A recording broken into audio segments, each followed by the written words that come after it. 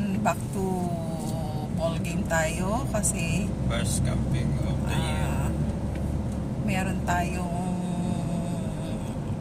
pa-winter na. So eto, nag-start na ulit na mag-camping ang mga grupo-grupo namin. So this is the first camping. We supposed to have like last week pero hindi natuloy. Kaya ngayon itutuloy, pero ano lang to, balikan, hindi mag-overnight. So we're on our way. As usual, naka-convoy tayo sa mga marurunong sa road kasi tayo ay sa pawala-wala. Kami ay kalad ka rin at pawala-wala, kaya kailangan kami ay sumusunod lang. Oh, what can you say, Impangers? Ayan, traffic. Ay, Start naku po, na ng traffic. Pero dito lang yan. Siguro mga 15 to 20 kilometers. Ay, siyempre kasama din natin si Balmachurico. Bago lahat ang... Nang sinusundan natin, may awning na sila, oh. At syempre, yan ang babagtatsin natin. Traffic. Bakit ang aga-aga pa? Traffic na. 2:30 pa lang. Oh, iyan yung sinusundan natin. At saka yan yung traffic. Where are Where they? the other one? Yun. Yun, ang layo. Naku, naiwan na tayo ng kabila. So, ayan, traffic ang ating babagtasin. Cross siya sa yelo. Nakapakan niya yung yelo. Sama na. Singitan pa itong Honda Pilot na to. Guys, ang traffic. We're not moving. Kami lumabas na. Dito sa kabila. Nag-move ng kaunti. Pero dito kasi merging to. Hindi siya nag-move. Ayan, nakalampas na tayo sa Traffic. Wala na itong traffic.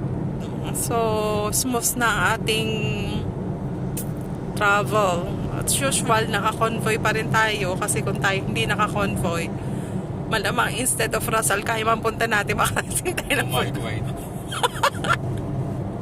So, yan ang ating paligid. Puno. Ito ay Sharjah. Oo. Sharjah. When it will come to sis.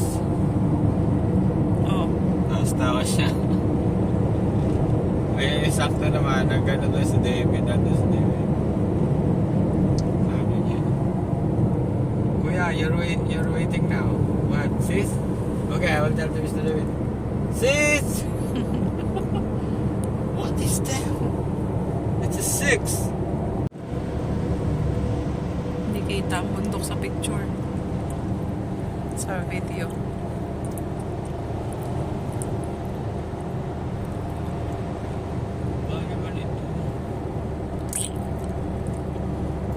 Parang nakadaan na tayo dito. Gawa ng mga bundok-bundok na yan.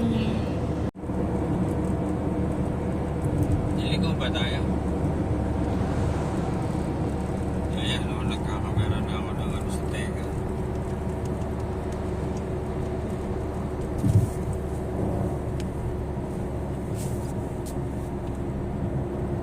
Ayan guys, mukhang malapit-lapit na tayo sa ating destinasyon. Kasi naramdaman ko na yung ngarang-ngarak ng rough road. Dapat tayo magbawas ng hangin. Rough road. Hindi tayo nakapagbawas ng Oh my hangin. gosh. Patay na naman. Lulumpuhin na naman nito ang ating lower arm. Ito na naman tayo sa rough road. Oh my gosh. May cage pa sa bro. Hindi pa naman siya sobrang rough road, pero Bagay, mag-ano din naman yan si bro. let us see. Nilagay yung navigator dito. Ayan na, Coast Guard group. Ano, makikijoin tayo sa Coast Guard. Ayun ang dagat na yun eh. Ayan, may mga nakikita-kita na akong mga pagantong area. Parang malapit na tayo sa dagat. Bakit nga ang feels, no? Pagka ganito, ang feeling, I mean, parang malapit ka na nga sa dagat ang itsura, na. Oh. Sampaloc yun. Ayan, dagat na. Gaganda ang bahay dito ah. Baka ano. Magaganda ang bahay dito oh. Pinaliwan tayo. Lagtamor. Ay, malit ginawa. Maya mataas.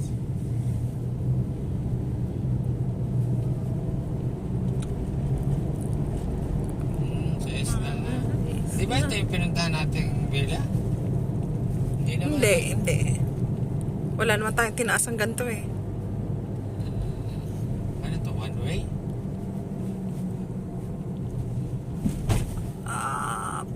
Swimming is prohibited. Saan? Diyan sa area na yan.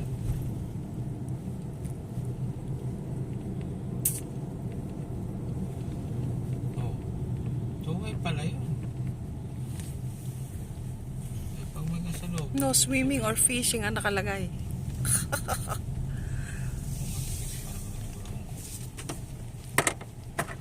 Ka-shades na ako na ano pa ako. Photography What? photography prohibited. Photography daw prohibited. Pa, puro.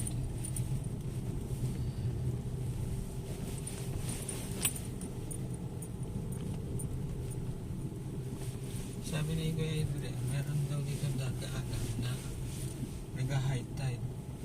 Tapos, tubig.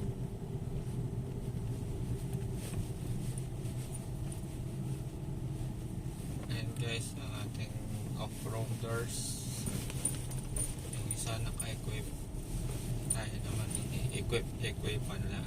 Pero, kaya namang lusungin. Matigas naman. Matigas naman. Kasi mukhang daanan naman ng... Hindi, nabasaya kaya ganyan. Kaya medyo napaldang. Naitak. Wala yung pagkabuhagag niya ba. Ito yung sinasabi ni Kuya Idre na pag inaabot ka ng ano, hindi ka makakalabas. Yan o. Ah! Yan na naman.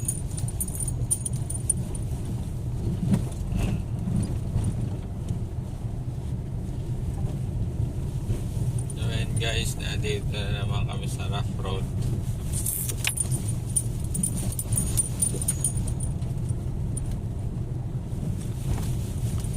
Bakit ba gusto natin pumupunta sa lugar na ganito? Gosh. Medyo rough nga siya. Hindi siya medyo rough talaga. Nanap talaga. Rough road talaga siya. Nagbawas kami ng hangin. Para hindi na naman tatamaan yung aming lower arm. Ayan. Kasi pag masyadong malakas ang vibration, Grabe. hindi na-absorb lang. Kaya yan dumulong sa ating lower arm.